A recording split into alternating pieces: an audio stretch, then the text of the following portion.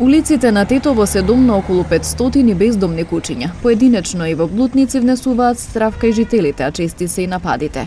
За справување со проблемот, локалната самоуправа преку тендер го ангажираше Сдруженијето Амос Шелтер, кои со издвоените средства треба да згрижи 82 куќиња во период од една година.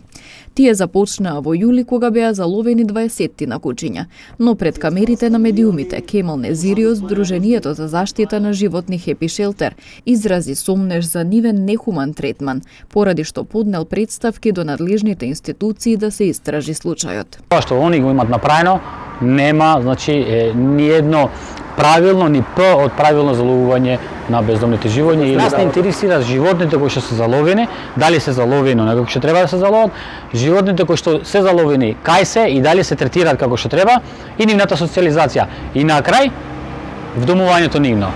Пошто по ова што сум известен од општината, од моментот на заловување до моментот на вдомување треба да има еден куп документи кои што треба да ги имат за животните. Ние бараме веќе 2 недели, ниеден одговор не сме добили, автоматски се дава по тие слики кои што се директно од нив пуштени дека сите тие куќиња моментално не постојат на овој свет. Од Сдруженијето Амос Шелтер во писмен одговор ги отфрлаат сите обвинувања. Објаснуваат дека пушката се користи при заловување на куќиња од големи чопори и таа се користи од ветеринар кој поседува дозвола. Велат дека не можат да споделат информации од згрижувачите, затоа што тие се физички лица.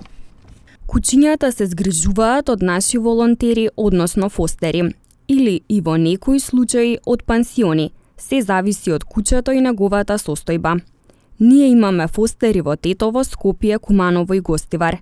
Ние со овој проект воведуваме нова програма за справување со проблемот на бездомни куќиња во нашата територија, односно куќињата што ги фаќаме не се враќаат на улица, туку се става микрочип на наше име и остануваат со нас се додека не најдеме соодветен дом. Затоа што тие, фостерите, односно згрижувачите, се физички лица, немаме од нив одобрение за споделување на приватни информации како што се имиња, локации и слично.